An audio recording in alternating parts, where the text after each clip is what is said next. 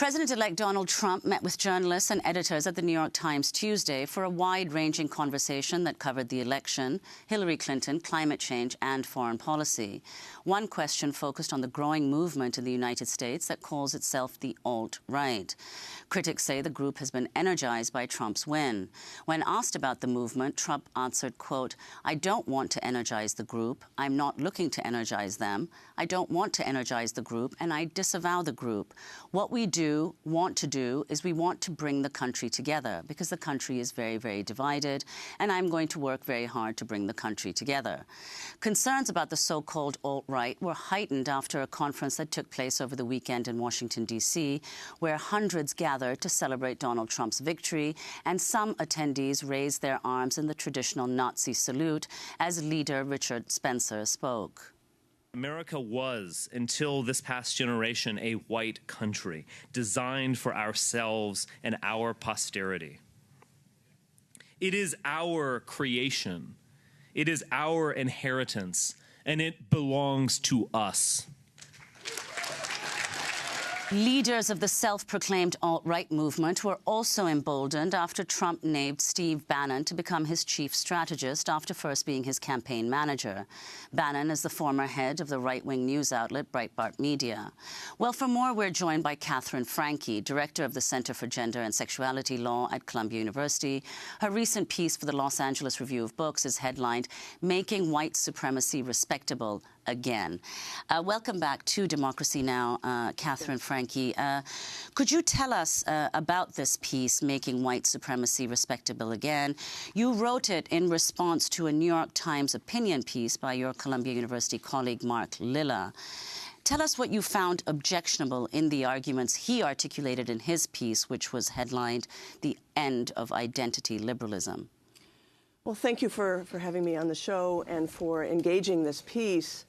You know, the arguments that Lila makes in the New York Times op-ed are not new. They resonate with arguments that were made in the late 1990s by the likes of Todd Gitlin or Michael Tomasky, who really felt like enough already of being bothered by special interests, whether that was women, people of color, gay and lesbian people. Let's get back to what made America great, which was liberal democracy that our founding fathers had in mind, and that this attention to racism, sexism, homophobia is really a distraction and a kind of surrender to self-indulgence that is counterproductive.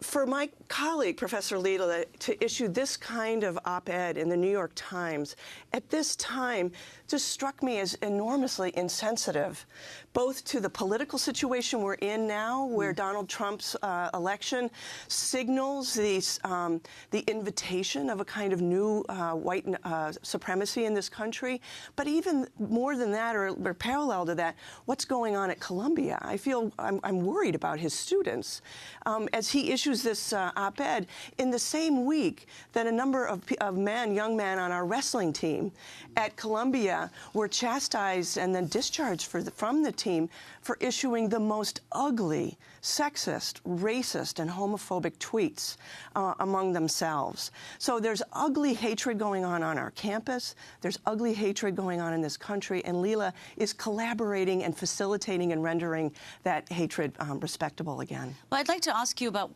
a specific point that he makes in the article, which is that during her campaign, Hillary Clinton explicitly referred to African-American, Latino, LGBT, and women voters, but in so doing, he writes, a large percentage of the American electorate were excluded, and according to Lilla, this accounts in part for her defeat, since white working-class and evangelical voters voted almost across the board for Trump.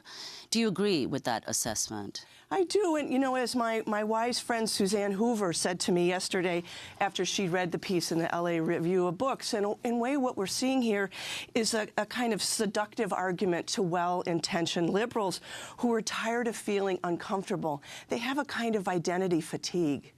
They're tired of being called out for their privilege. Let's get back to the kinds of forms of governance we're comfortable with. And those are the forms of governance that are white-led, and where the interests of white people figure at the center as the neutral norm. Well, let's turn to President-elect Trump. Your response to the fact that yesterday to the New York Times he said that he disavows the alt-right movement and that Steve Bannon is not a part of it. Why do you think, first of all, why did he say that? Because that's not exactly what he said in the past. And do you think it indicates a shift away from Trump's association with white supremacy? I guess we'll see. You know, on Monday he says one thing, on Tuesday he says another, on Wednesday we'll hear another thing. I don't have any faith from watching this man on a national political stage that any of this he feels deeply in his heart and will remain consistent in repudiating white supremacists like Richard Spencer or like Steve Bannon or like Breitbart News.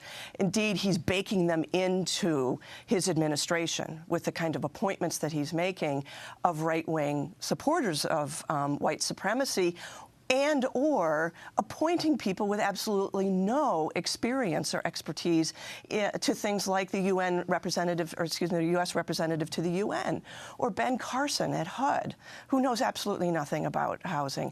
I mean, I guess I could do brain surgery, but very badly, right. Just as Dr. Carson could run HUD, but surely quite badly. Well, what about Mike Pence, the second in command, the vice president-elect? There's speculation that, in fact, he may be the most powerful vice president in history in the United States. Well, he actually knows a little something about how government works, both on the state level and on the federal level, which it's a low bar, but he certainly passes it.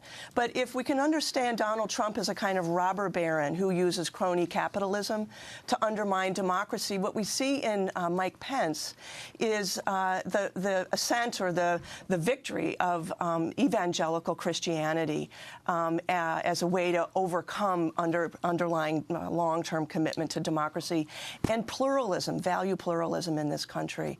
So what I think what we certainly saw with Governor Pence in Indiana, and I think what we'll see with Vice President Pence in Washington, is the turn to religious liberty as a kind of delivery system for white Christian nationalism. Well, I want to thank you very much, Catherine Franke, for joining us. Catherine Franke is Director of the Center for Gender and Sexuality Law at Columbia University.